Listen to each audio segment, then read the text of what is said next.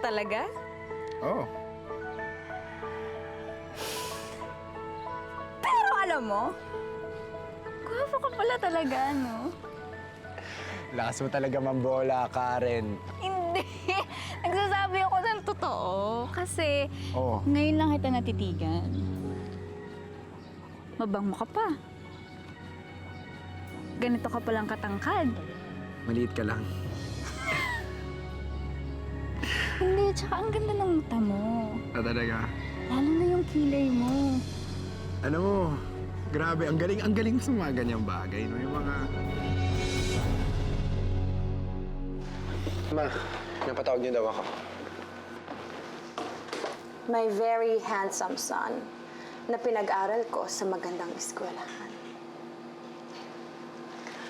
I wonder kung bakit palagi siyang nakadikit sa babaeng anak ng Pokpok. Si Karen po bang sinasabi niyo? Who else? Siya lang naman ang palagi mong kasama, hindi ba? Mom, I'm just being hospitable. Gaya nga ng sinabi ni na Lolo eh. Tunay na apo ang turing nila sa kanya. So therefore, Karen is just my cousin. Sana nga hanggang doon na lang ang tingin mo sa kanya, Aldrin. May uniko iho. Isang reserve na babae ang nababagay sa'yo. Yung may class, may breeding, and obviously, hindi si Karen yan.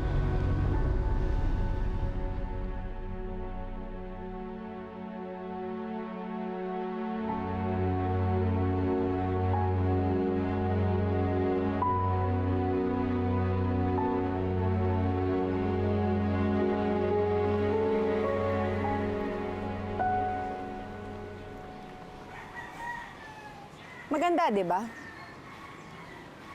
Alam mo ba na yan ang pinakamahal na species ng orchid dito sa Pilipinas?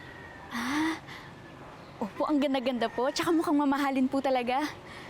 Pero wala po kasi akong hilig sa mga bulaklak eh.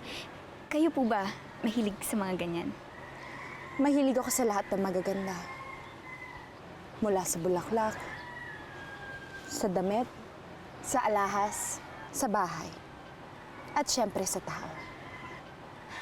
Karen, I'm a Monte Claro. Sanay ako sa luho. I have good taste na na-develop ko simula nung bata pa ako. And you know what, Karen? Ang mga Monte Claro ay parang ang orchid na yan. Maganda, mahal, mataas ang value. Napilit inaabot ng isang katulad mo. Pero hindi pwede. Because you, my dear, is just a simple anak ng Pokpok.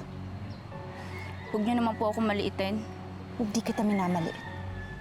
Sinasabi ko lang ang totoo. Sa dinami-rami ng lalaki sa pinanggalingan mo, ang anak ko pa ang magugustuhan mo. Nakakadiri. Si Aldrin ay isang Monte Claro. Ang nababagay sa kanya ay yung ka-level niya. At ikaw, hindi ka nga isang bulaklak eh.